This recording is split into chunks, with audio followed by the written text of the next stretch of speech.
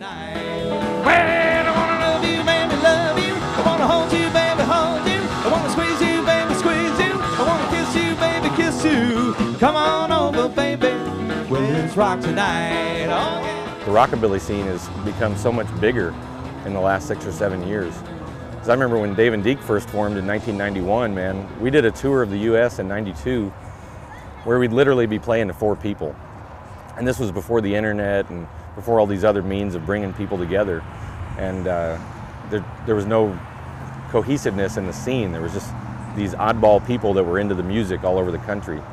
And I think, you know, once the internet thing started and once they started having these sort of festivals like the Indie Festival, that really brought everybody together. Tally-ho, sweet mama, don't make sweet love to me. Tally-ho, sweet mama, don't make sweet love to me. Please keep your love so my heart can still be free. Tally-ho, tally-ho, ho, tally-ho, tally-ho, tally-ho, sweet mama, don't make sweet love to me. Yes, yes. These musicians have no choice. They play out of the goodness of their hearts. Some would say, well, you know, if you guys were better musicians, you know, you'd start playing alt rock. You'd start using an F sharp minor chord and this and that and the other thing. Well, yeah, there are a lot of guys, a lot of men and women who are musicians in this scene who are spectacular musicians. They can play anything they want to.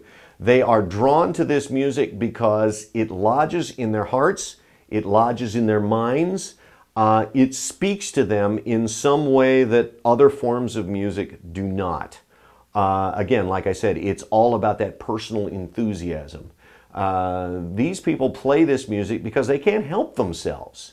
They're, you know, they're like shoplifters. It's probably wrong, and there are probably other things that they could do that musically would make them more money, but they can't help themselves. This is what they play. This is what makes their palms itchy. This is what makes them want to be up on stage. And God bless them, we are so grateful that there are people who are willing to stick their necks out, because there is hardly a rockabilly musician alive.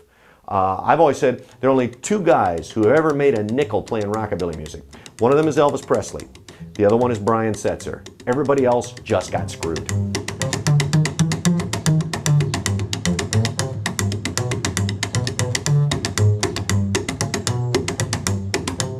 Not only do we not want to live in 1958, but I don't want to listen to bands who are just doing covers of songs from the 50s. Or, you know, I don't need to listen to another band just doing Elvis songs. You know, it's about being inventive. It's about mixing, you know, early rock and roll, rockabilly influences with Western swing, with bluegrass, with R&B, but giving it that kind of vintage, you know, getting back to what the raw nature of the beast is. And, you know, in that regard, I think rockabilly is one of the most inventive things out there today. It's certainly the most alternative. This is an original 1959 Philco Predicta TV. We bought this, I think, the year before we got married, and my parents had it restored, regunned picture tube put in it as our wedding present. Still works great, and it's got the UHF channels on it as well, which is a nice feature to have. A lot of them don't have that. I think a great example about rockabilly, I don't think it's a phenomenon, I don't think it's a fad, I don't think it's something that's been coming around as a fad 2 or 3 times now since the late 70s, which is what other people will tell you. I think that the fact that I can go into town and go to Clarence and Sons gas station and drive in to this old 1920s gas station, and Bill meets me and cleans my windshield and fills up my tank, and Bill still has a pompadour and he's wearing you know, a mechanic's coat, and he comes out and talks to me for a while, and that's, to me, that's rockabilly. It's not just about music, it's not just about clothes, and I think also that it's never gone away. There are still people that have been wearing the same haircut since high school and the same clothes because they're comfortable in them, and they're also comfortable with that lifestyle, friendly neighborliness and community and taking care of each other, welcoming people in, you know.